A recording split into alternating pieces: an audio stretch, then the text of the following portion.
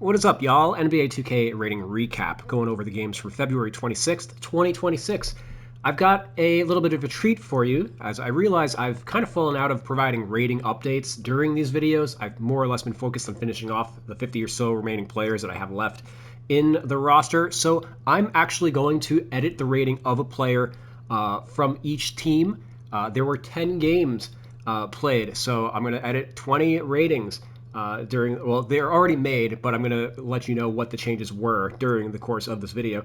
So we're going to start off in Charlotte, where the Hornets got a 133-109 win over the Pacers. They moved to 29-31 on the season, still a half game behind Atlanta for the 9th seed. Con Knipple leading the way with 28 points, 8 of 12 from 3, set the rookie record for threes in a season. He still has 28-ish games to go. Has 200 threes made. Makes him also the fastest player to 200 makes in NBA history. Probably going to hit 300 threes by the end of the year is my guess. 87 overall, +1 from where I previously had him at, +2 from where 2K has him at. He's been averaging 22 points in February versus 18 in January. 47 of 94 from 3 in 10 February games, which is 50%. So +1 for him. Worth noting, I already had this in the roster, so this is not a change or anything, but I do have Hall of Fame set shot specialist on Khan, as he's pretty clearly established himself as one of the top shooters in the NBA, not just for a rookie. Brandon Miller, 33 points in this one. He was 6 for 11 from 3. LaMelo, 20 points, 8 assists. The Moose was loose with a double-double, 14 and 11. Kobe White, second game with the Hornets, 7 points, 6 assists in 17 minutes. Not quite hitting the scene like you would have expected to, but he is more or less playing a six-man role on this team, filling in behind LaMelo and Brandon Miller. I expect that, he'll probably put up some larger point games when LaMelo inevitably has to miss time. But LaMelo's actually been on a pretty good health streak relative to the rest of his career of late, which is why the Hornets have been winning games. So right now he's more of a luxury, better over player than Colin Sexton, who we may be talking about later on in this video. Pacers, they dropped to 15-45. Obi Toppin made his return after a 56-game absence, so we actually have some good news with the Pacers for once. He only played 8 minutes, had 3 points. He is going to be on a minutes restriction the rest of the season, but good to see him back. Andrew Nembhard had 20 points in this one to lead the way.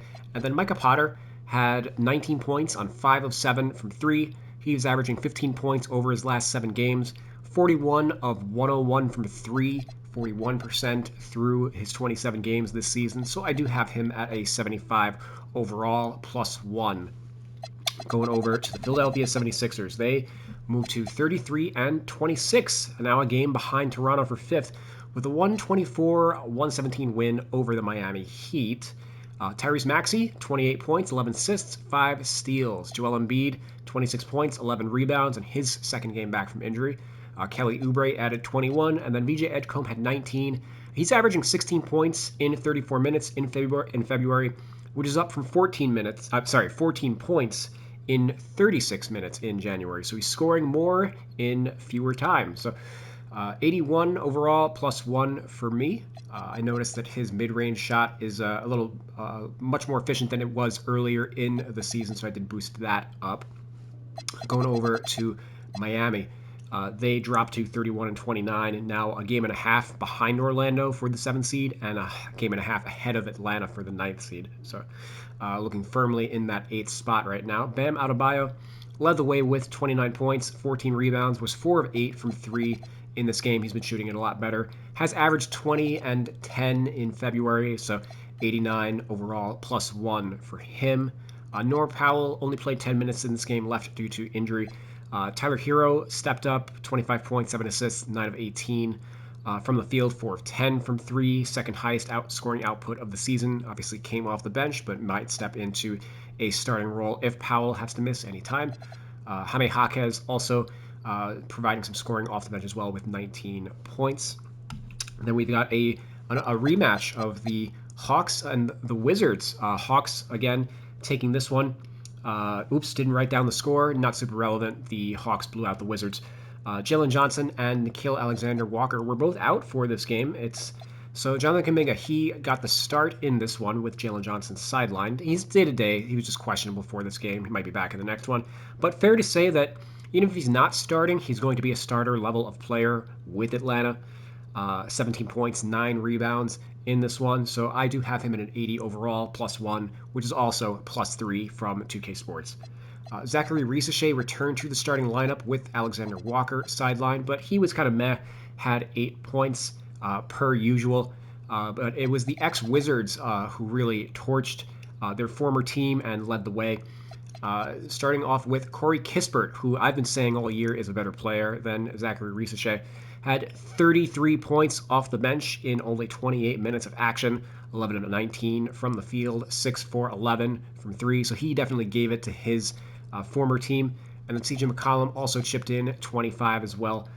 Dyson Daniels, he led the way, functioning more as a point guard in this one, with CJ taking on more of a scoring load. 13 points, 11 assists, 5 steals for him. Going over to Washington, they dropped to 16 and 42. Keyshawn George was out in this game, so Will Riley actually got the start at the 4. He led the way with 14 points, 10 rebounds, with 6 of 17 from the field, so the efficiency isn't quite there yet, but he did lead Washington in scoring. They had like 4 players with 14 points in this game. That's kind of been the case in a lot of their games. They don't have any like actual scores on this team, so we've had a lot of games where there's like 4 or 5 guys with like the same point total on the team, and it's under 15 usually. But 78 overall, +1 for Will Riley. He's gotten more of an opportunity over really since the All-Star break, once they made the Anthony Davis trade that cleared out and also cleared out Chris Middleton. Jameer Watkins, he was converted and signed a 2-year deal with the Wizards, so they do have an open 2-way spot at the moment. I expect that maybe they'll bring back Kadari Richmond, or one of the guys that they had on 10 days earlier in the year.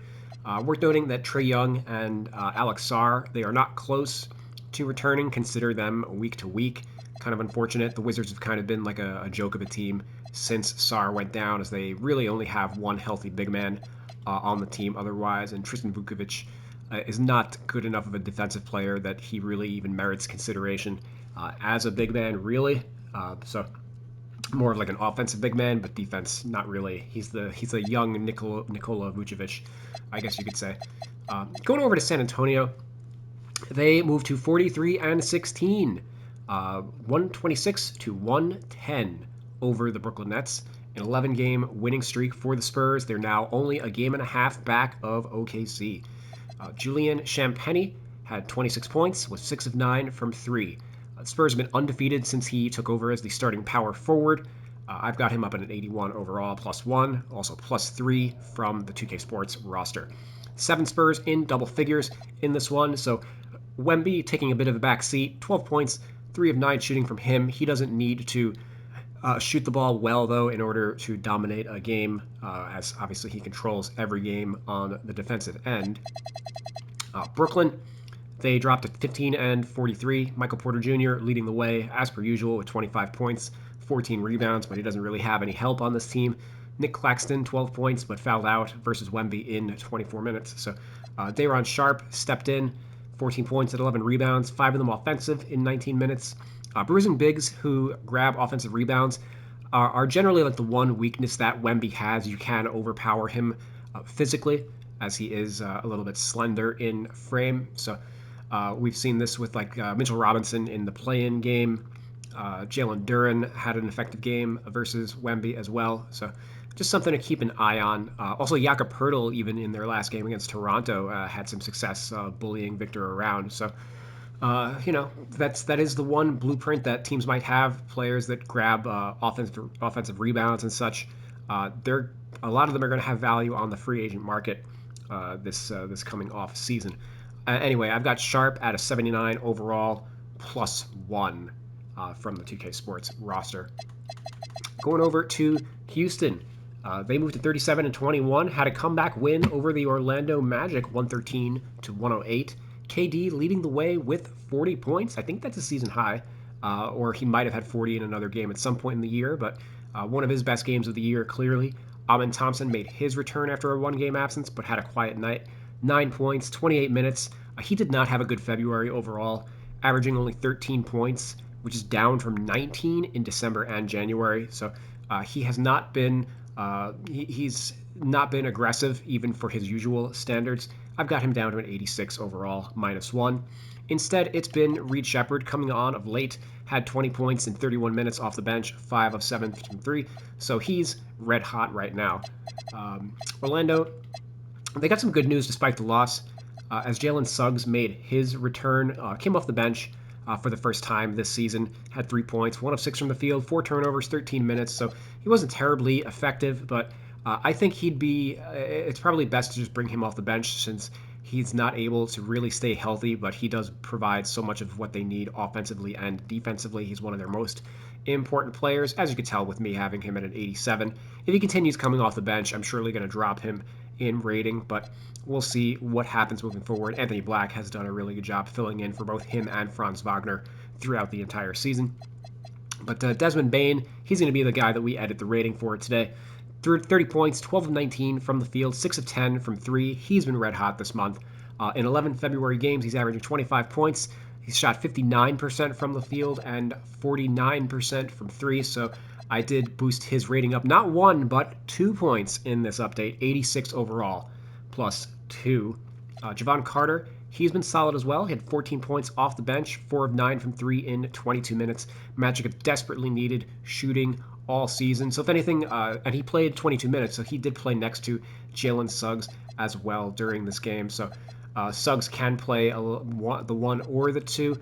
They don't really have a backup 2 on this team. So Carter and Suggs as a defensive-minded backcourt, they can also shoot a little bit. That's something I can actually really get behind.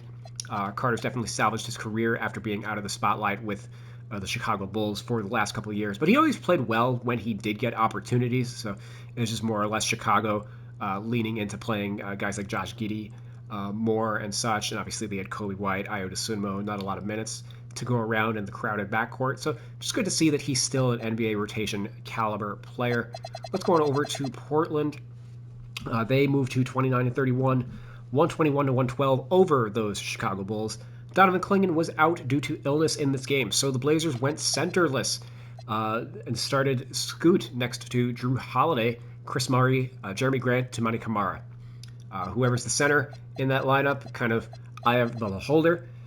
Jeremy Grant, though, took advantage of the extra spacing and obviously the weak opponent in the Bulls and had 27 points with 6 of 10 from the field, super efficient.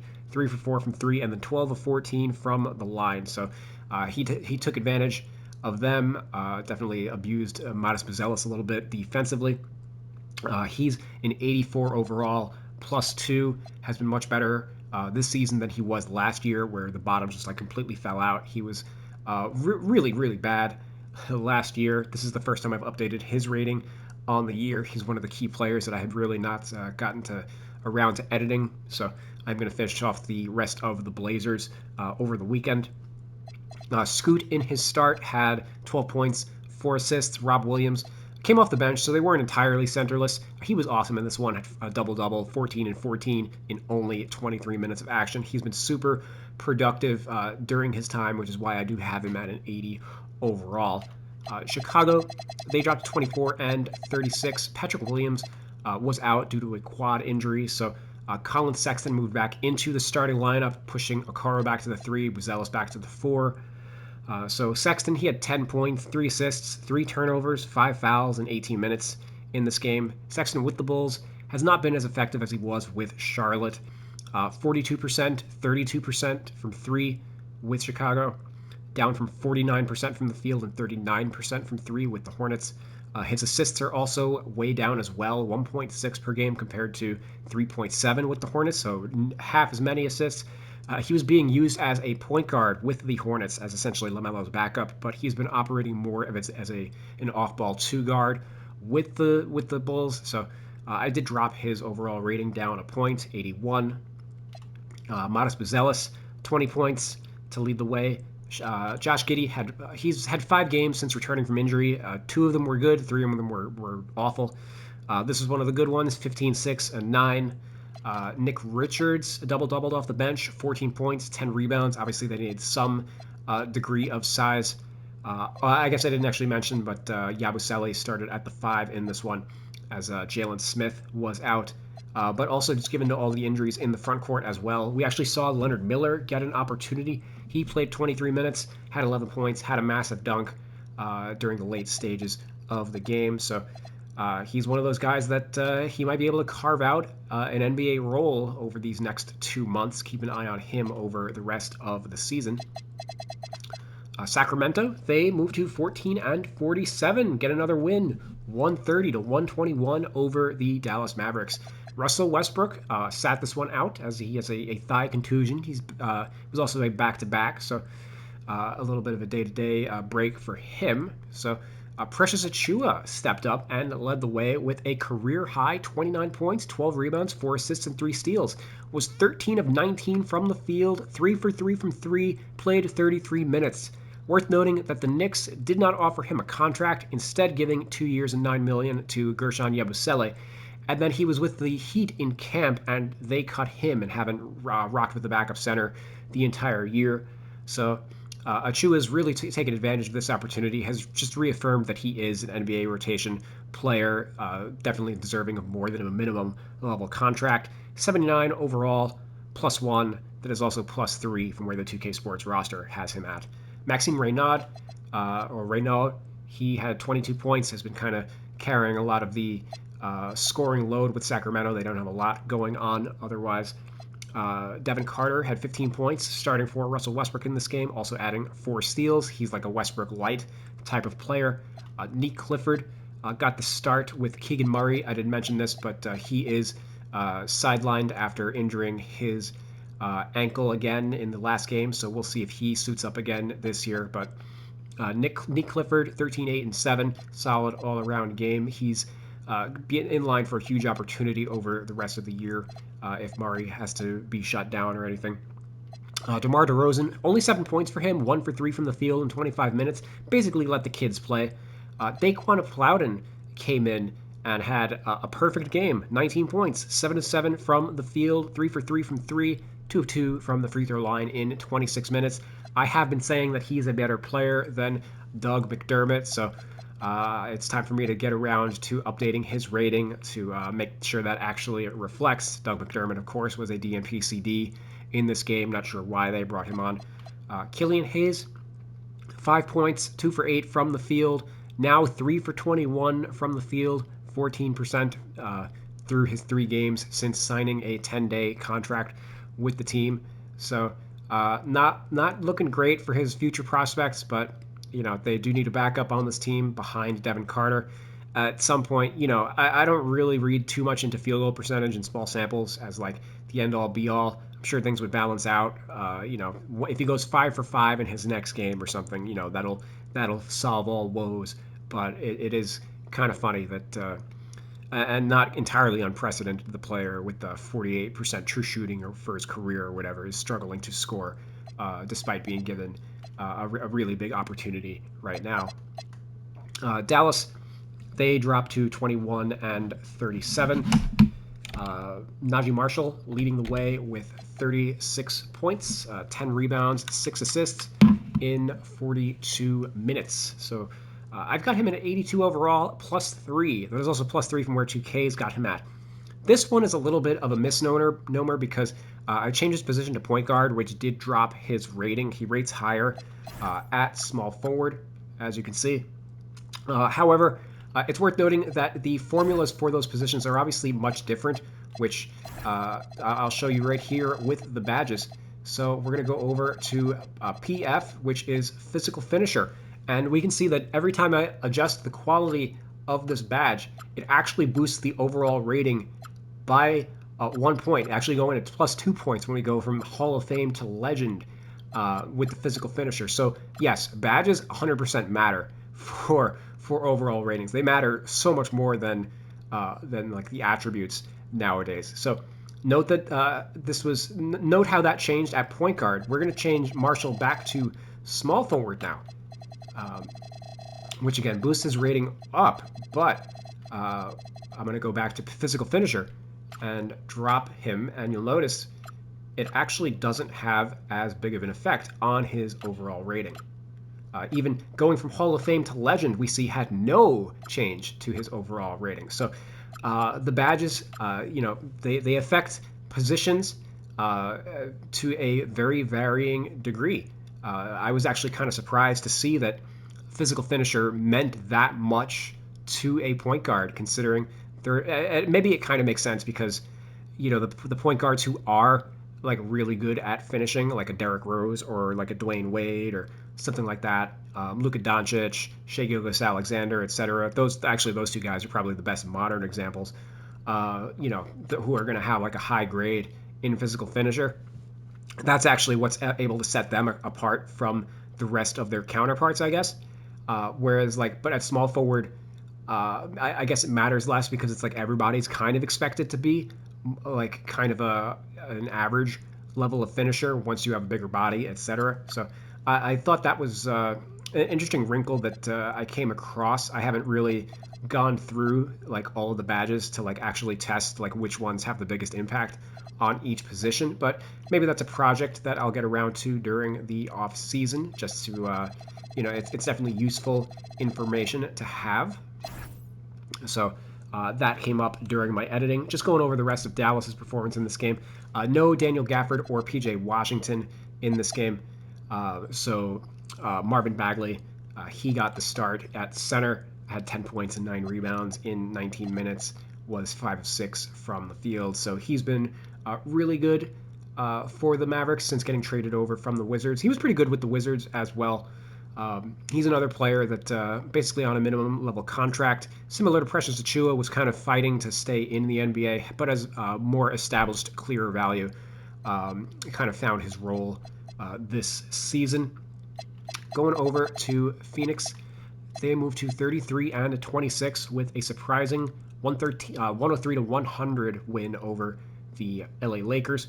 Royce O'Neal hit the game winner in this one with 0.9 seconds left. Colin Gillespie had 21 points, 6 of 11 from 3. Has really picked it up over his last 4 games, 18 points per game, 16 of 35 from 3, 46% from 3. So 82 overall, plus 1. Grayson Allen had 28 points off the bench. Jalen Green, not making up for the absence of Devin Booker in the slightest, got another start, had 9 points, 4 of 15 from the field. He has not been great. He's ranged from he has a couple games where he was absolutely awesome, but then other games where he's 4 for 15. So that's kind of the Jalen Green experience in a nutshell. He's got to be very infuriating to have on your team. But they got the win over the Lakers as kind of an infuriating kind of a assortment of players also on this team. They dropped to 34-23. They are the 6th seed, but dropping a game to the Suns in the standings, who were 7th. That's huge, especially considering the Suns were missing Booker and Dillon Brooks. Roy was out due to illness, but that doesn't affect things too much. Luka, 41-8-8, 12 of 21 from the field, 6 of 11 from 3, 11 of 12 from the free throw line. So he had a great individual performance, but another James Harden-esque performance, I should say. He's not playing any defense. He's not getting anyone else involved. He's complaining to the refs and giving transition points up. So, yes, he's a 97 overall rating. Great player, but I did drop some of his defensive ratings and such after this game. That did not change his overall rating, though, but I've been kind of disappointed in the Luka Lakers experience. Instead, who we're actually going to end up dropping is LeBron James, who had 15 points in this game. Austin Reeves also with 14 points. Both those guys only 2 free throw attempts each in 35 to 36 minutes, which just again kind of just goes to show how much Luka is dominating the ball right now. These guys got to get more involved. But because LeBron has been a little bit more passive and being treated as more of like an off-ball shooter, I did end up dropping him down to a 91, -1.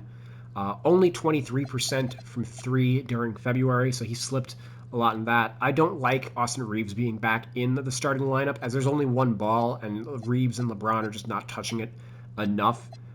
So I would definitely stagger those guys rather than starting them all.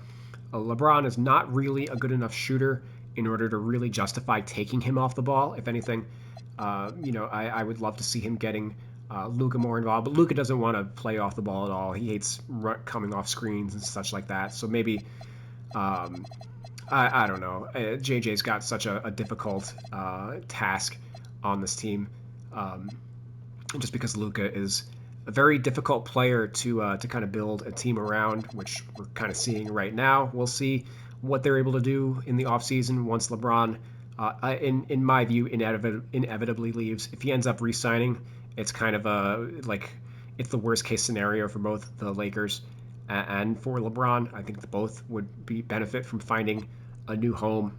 But let's go on over to the Pels. They moved to 18-42 against the Utah Jazz, 129 to 118. Sadiq Bey, 42 points. Somehow not his career high. He dropped 51 in his sophomore season, which is March 17th, 2022. He was 17 of 27 from the field, 10 of 14 from 3, 7 of 13 from the free throw line in that game. So obviously 10 threes is his career mark, but only 7 of 13 from the free throw line. Oh my God. So he could have had even more than 51 in that game. He gave a bunch back, very uncharacteristic from him, because he's always been like an 80% free throw shooter. But his, I guess he was probably tired from all the other shots he had to take in that game. But his shooting line for this game was much better. 14 of 20 from the field, 5 of 9 from 3, and then 9 of 9 from the free throw line. So, hey, he solved that problem that he had earlier in his career. He also had 7 assists and only 2 turnovers. He's carried a much larger role offensively than you would have normally otherwise expected. He's been actually getting a lot of post touches with this team. So I have him at an 83 overall, which is +1. DeJounte Murray, his second game back since returning from the torn Achilles. He was a lot better in this one, had 17 points, 9 assists, 4 steals. Zion adding his customary 20. And then Derek Queen continues to come off the bench. DeAndre Jordan got another start, 4 points, 7 rebounds in 13 minutes. So he's kind of getting the Keith Bogans in terms, he'll play a stint at the start of each quarter, but he's starting the game, providing some rebounding and a little bit of size and defense. And then Derek Queen comes in to provide a little bit of offense once the starters hit the bench, but he didn't really provide offense in this game. 7 points, 2 of 7 from the field, 20 minutes off the bench. He's kind of been a little bit disappointing over the last month or so. Doesn't really fit on this team next to Zion Williamson. I wouldn't expect him to play to really take off until Zion gets traded, if he gets traded. So 80 overall, -1 for Derek Queen. That's right, we've got 2 rating changes on the Pelicans. You guys are a little spoiled. Going over to Utah, 18-41, they dropped to. So they are now only a half game ahead of those Pelicans, who they would very much like to drop below in the standings. They were very motivated to lose this game. So much so that they announced that Lauri Markkanen hurt his hip and ankle in practice. I need to see the tape on that. So he got an MRI. He's going to be out 2 weeks. Sure, okay. Can you believe the misfortune this team has been hit with this season? Wow.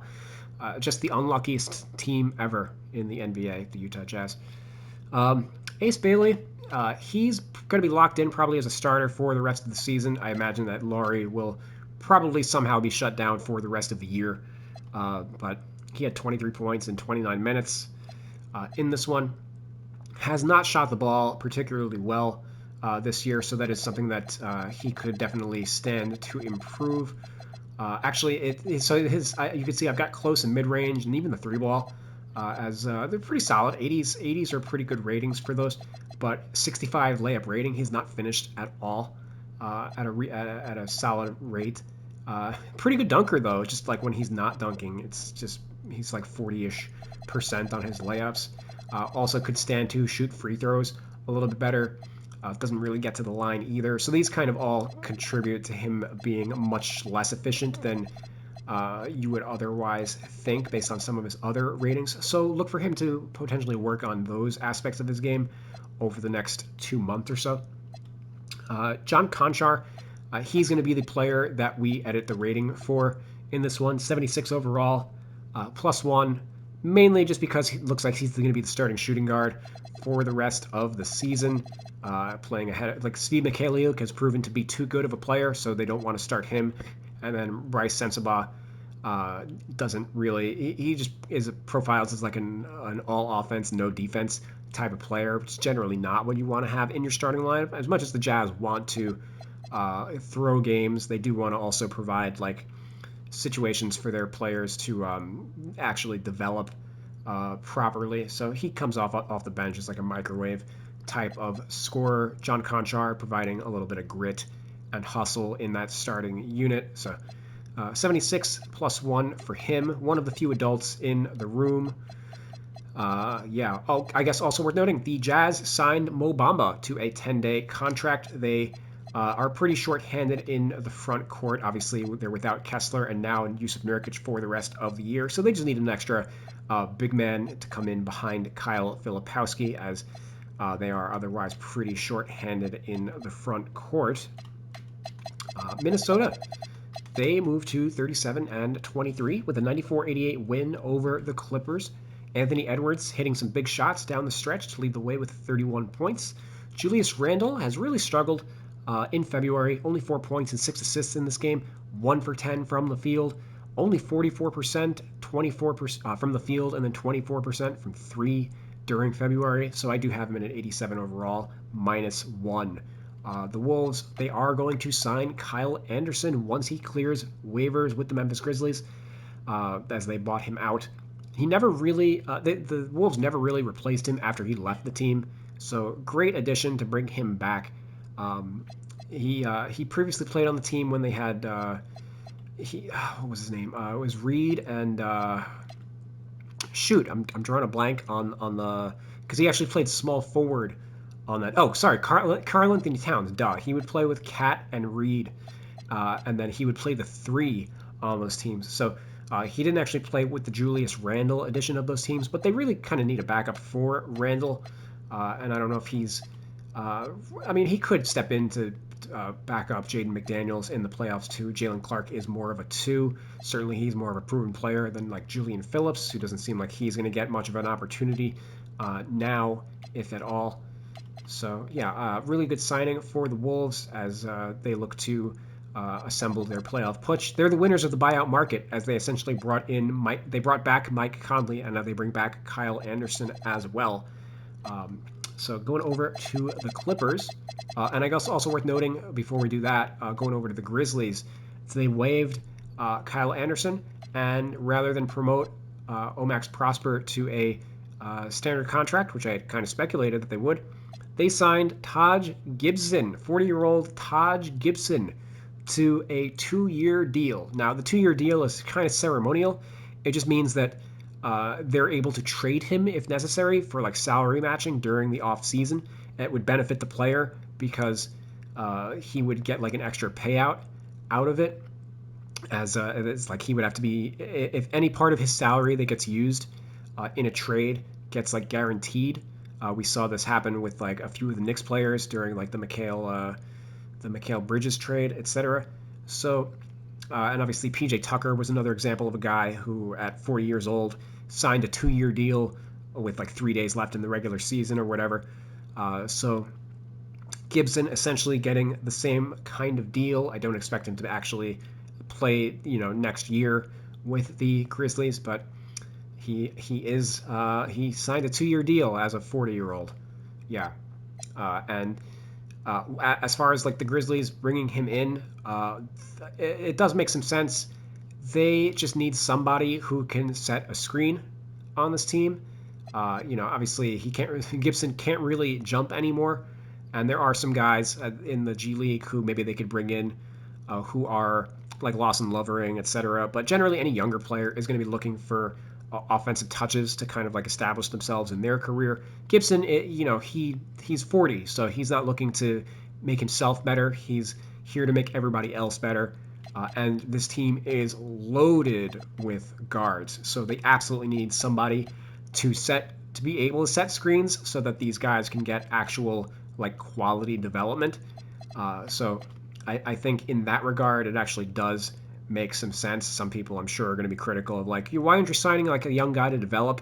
This is also an aspect of development. Aside from him being a great locker room leader, somebody like a Udonis Haslem, who's going to be an assistant coach in the locker room, a player coach essentially, and he brings a level of professionalism that you're not going to get from like a James Wiseman or some shit like that. Clippers, they dropped to 27-31 with this loss. They were without Kawhi Leonard for this game. So Benedict Mathurin, he started this game. He had 14 points, 4-14 from the field, 6 turnovers. So tough game for him. Obviously had to deal with the full attention of the Minnesota defense, but he's played pretty well with the Clippers overall. He's averaging 21 points as a Clipper, so 82 overall, +1 for him. And that rounds out all 20 teams. We had a rating update for each, actually 2 on the Pelicans, so hope you guys enjoyed that. A little bit of a smaller schedule for Friday. There's only 5 games, but notably, the reigning MVP, Shai Gilgeous-Alexander, is going to be playing against the Denver Nuggets. So a matchup of the prospective MVPs should be a huge one. I'm going to take that opportunity to try and finish off the rest of the Nuggets ratings as well. Look forward to that in tomorrow's video. I will see you then. Hope you liked this one. Peace out.